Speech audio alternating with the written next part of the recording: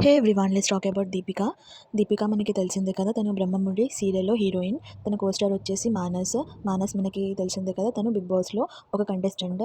మంచి ఒక ఇమేజ్ని తీసుకొని అయితే బయటికి వెళ్ళాడు. వీళ్ళిద్దరూ కలిసి బ్రహ్మముడి సీరియల్లో యాక్ట్ చేయడం అయితే జరుగుతుంది. సో ఈ సీరియల్ అనేది కూడా సూపర్ హిట్గా నడుస్తుంది. Now let's come to the point. నేను దీపికా పెళ్లి వల్గర్ కామెడీ గురించి అయితే మాట్లాడబోతున్నాను ఈ వీడియోలో. మీరు రీసెంట్ వీడియో కనుక చూసుకున్నట్టయితే శేఖర్ మాస్టర్తోని తన వీడియో అయితే వైరల్ అయితే అవుతుంది.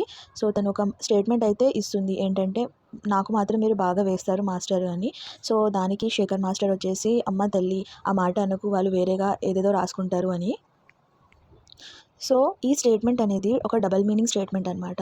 అందరికీ తెలిసిందే తను ఏ కాంటెక్స్లో అన్నది అని. తను తెలుగు రానట్టే యాక్టింగ్ చేస్తుంది, బట్ తను మాట్లాడే ప్రతి మాట ఒక వల్గర్గా ఉంటుంది అనమాట.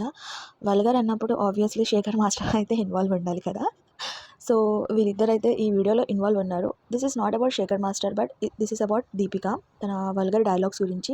ఈ డైలాగ్స్ స్క్రిప్ట్ రైటర్స్ రాస్తున్నారో, లేకపోతే తను ఓన్గా చెప్తుందో, తెలియక చెప్తుందో, తెలిసి చెప్తుందో తెలియదు, కానీ ప్రతిసారి తను ఒక డబుల్ మీనింగే తీసుకొస్తుంది అనమాట. మీరు మానస్తో చూసుకున్నట్టయితే స్టార్ మా పరివారం అవార్డ్స్లో ఒక టాస్క్ అనేది అయితే జరుగుతుంది. అందులో అందరు పార్ట్నర్స్ వచ్చి వాళ్ళ పార్ట్నర్ దాంట్లో కూర్చోవాలి, ల్యాప్లో కూర్చోవాలి. సో తను తిరిగి వచ్చి మానస్ ల్యాప్లో కూర్చుంటుంది. శ్రూమికి ఒక క్వశ్చన్ అయితే అడగడం జరుగుతుంది. సో తను రిప్లై ఏమి ఇస్తుంది అంటే, డైలీ ఈ గేమ్ మేము ఆడుకుంటాము అని చెప్తుంది. అంటే అతనికి ఆల్రెడీ పెళ్ళయింది, వాళ్ళ వైఫ్ ఉంది. అసలు ఆ వైఫ్ ఈ డైలాగ్స్ వింటే అసలు ఎట్లా రిసీవ్ చేసుకుంటుంది? తనకి కూడా మ్యారేజ్ అయ్యింది అని నేను విన్నాను.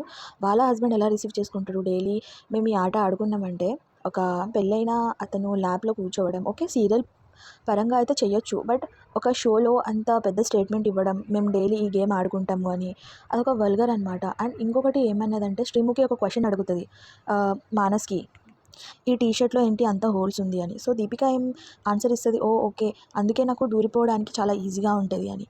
సో అదొక అంత వల్గర్గా స్టేట్మెంట్ మాట్లాడుతుందంటే, నాట్ ఓన్లీ ఈ టూ వీడియోస్లో, మీరు ప్రతి వీడియోలో చూసుకున్నట్టయితే తన డైలాగ్స్ అన్నీ డబల్ మీనింగే ఉంటుంది. ఒక తెలుగు రాని అమ్మాయికి డైలాగ్స్ డబల్ మీనింగ్ ఎట్లా వస్తుంది? తెలుగు చక్కగా రాదంటే డైలాగ్ చక్కగా ఎట్లా వస్తుంది? అది కూడా డబల్ మీనింగ్. స్క్రిప్ట్ రైటర్ రాస్తే అది ఓకే, తనకి ఏం సంబంధం లేదు, తనని బ్లేమ్ చేయడానికి ఉండదు.